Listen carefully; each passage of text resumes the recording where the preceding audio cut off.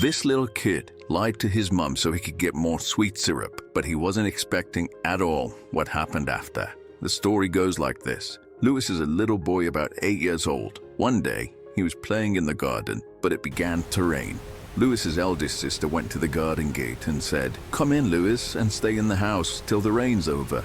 "I like to be in the rain," said Louis. "But you will catch a cold and be ill again," she said, then took him by the hand and led him into the house. But the moment Susie left him, he went back into the garden. The rain was almost over, but the garden was very wet. Louis ran into every puddle he could find, making a huge mess. And not so long after, Louis began to have a pain in his bowels. So he went into the house and looked for his mother. She asked him what ailed him. After explaining that he had a pain in his bowels, his mother went to a closet and fetched a syrup. She gave him a teaspoonful and said that he must sit a little and remain still. After sitting down for a short while, Louis then got up and asked for some more of the sweet syrup. "Mother, will you give me some more of that nice syrup?" "No, Louis, you must only take it when you have a pain in your stomach or a pain in your bowels. Only then it will do you good." And so the next day, it came into the head of Louis that he would pretend to have a pain in his bowels again so that he might have some more of the nice syrup. And as soon as he came home from school, he sat down and pretended to be very ill. "What's the matter, Louis?"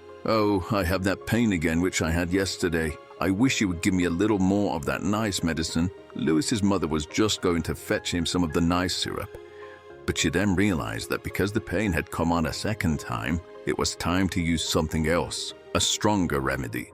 This remedy, unlike the sweet syrup, had a very nasty taste and a bad smell too. And so when his mother brought it to him, he found that it would have been much better for him not to have told his mother a lie for the sake of a little spoonful of syrup, which after all, he was not going to have. He would willingly have confessed it to his mother, but he knew that she punished nothing so severely as lying, and therefore he resolved to take the nasty medicine. When he had taken it, he was going out to play, but his mother said, "Louis, you must stay in the house now that you have taken that medicine." Louis was not pleased, but he sat down, for he knew that whatever his mother said must be obeyed.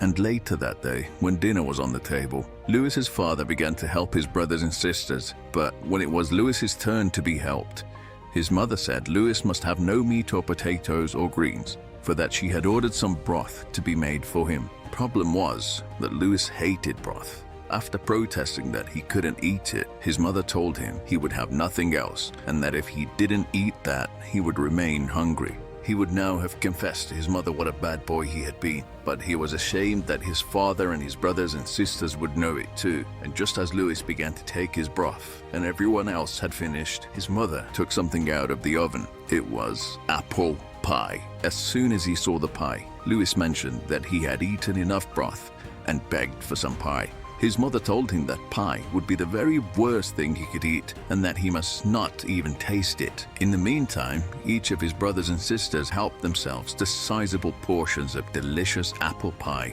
and as soon as the children had dined, they got up, and their father said to them, "Come, children, when I have sat a little, I shall take you all to your uncle's to drink tea and to play in his fine large garden and to eat strawberries and cream. Can you not go some other time?" said Louis's mother to his father, because it would not be proper for Louis to go and run in the garden and eat fruit. The father said it would not suit him so well any other time, and so when the father was ready, the children came to go with him. But Evie, Louis's youngest sister, said if her father and mother pleased, she would stay with her brother Louis. She said she would have no pleasure if she went, for she would be thinking all the time of her poor brother being alone. All this time, Louis was standing with his head leaning on the window and wishing that he had not told his mother such a terrible lie, for he knew that he did not deserve his sister's kindness.